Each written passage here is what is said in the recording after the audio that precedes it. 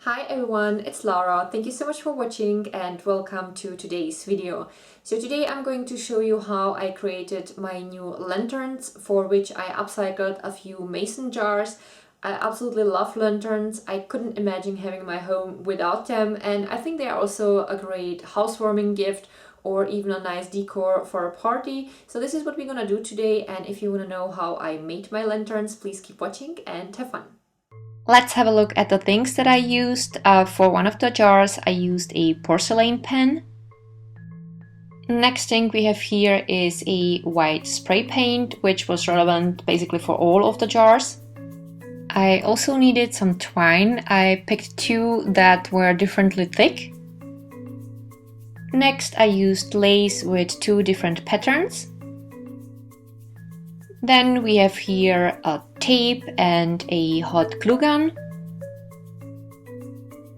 And last but not least, scissors. Now let's start with this one. First I covered the bottom part of the jar with some tape. Once I was done, the jar looked like this. Next I had to prepare my porcelain pen for painting, because the pen needs to be shaken for about 1 or 2 minutes, and then I had to push the tip of the pen on a piece of paper several times until the paint started coming out. Once the pen was ready, I was able to create my pattern. First I painted some loops. Then I added dots in the middle of each loop. And at the end I added pointy shapes with loops around them and dots in the middle of each of them. Once that was done, I removed the tape from the bottom part and I put my jar in the oven. The paint needs to dry 90 minutes in the oven. The oven should be set to 160 degrees Celsius, which is 320 degrees Fahrenheit. Once I took the jar out of the oven, I had to wait until it cooled off, and then I covered my pattern with tape.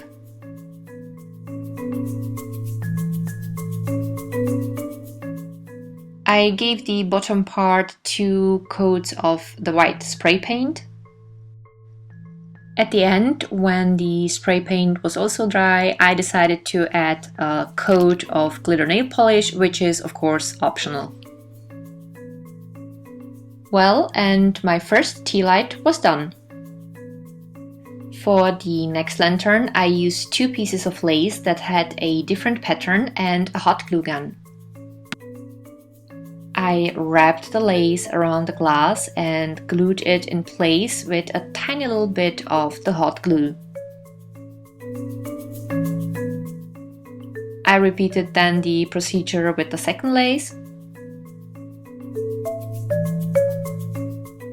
And then I covered the top of the jar with tape. Next I gave the jar 2 coats of the white spray paint. Then, after the spray paint completely dried, I removed the tape and the lace. As a final touch, I added a ribbon and made a small bow, because I found that it gives the lantern a little bit of a romantic touch. Then my second lantern was done. Okay, and now let's have a look at the last 2 lanterns. Just like for the second lantern, I had to cover the top of the jar first. Then I started wrapping the jar kind of randomly with the thick twine. I glued the end of the twine to the bottom of the jar so it wouldn't move. Then I wrapped the thinner twine around the top of the jar, I made a knot, and then I started also wrapping the jar with the thinner twine, a little bit in different directions, but in very similar way, just like I've done with the thicker twine. Once I was happy with the pattern that the twine created, I simply tied the end of the thinner twine to the knot that was already on the top. You have probably already guessed what is going to be the next step, and yes, you were right, it was giving the jars 2 coats of the white spray paint. Once the spray paint was completely dry, I took 2 pieces of each twine and wrapped them around the top of each of the lantern, and then I was done.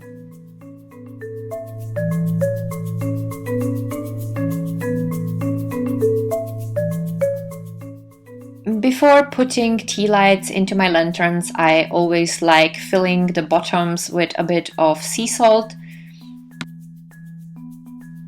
It prevents the bottom from being too hot, and it is also great if there is some wax residue, because then it only ends up in the salt and it wouldn't stick to the bottom of your lantern.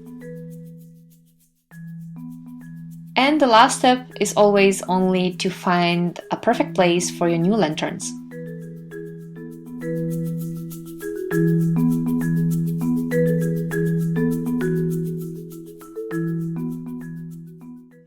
Those 2 are definitely my favorites because I totally love the idea. It is so simple yet so amazing. I love the effect, and also I love the twine that is wrapped around the top of the jars. And when it gets really dark, it looks as though the glasses or the jars were wrapped into a glowing twine. It looks really pretty when it gets dark. And those 2 are now staying here on my window shelf, and this one with the ribbon found a new place here on my vanity corner, where I used to have a little tea light from IKEA, which was pretty, but I like this one here better because I think it goes very well with the cup where I keep my brushes. Yeah, well, that's it for today. You can let me know in the comments which one of them was your favorite, and if you liked today's video, don't forget to give it a thumb up. You can also subscribe to my channel, that would be awesome, and you can also visit me on Facebook, Instagram and Twitter. Links are down below in the description box, and I have listed there also several videos that might be interesting for you. Thank you so much for watching, and see you later guys, bye!